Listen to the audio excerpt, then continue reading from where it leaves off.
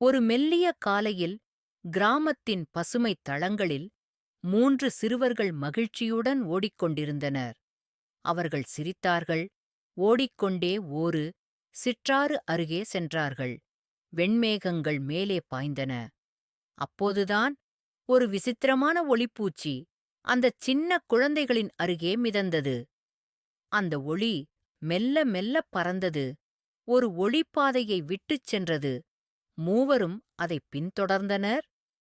ஒரு பழமையான காட்டின் விளிம்பில் மரங்கள் வாய் திறந்து போல நின்றன, மாயமான சாயலுடன். ஒரு சிறிய பாலம், பச்சை பசுமை மூடியது.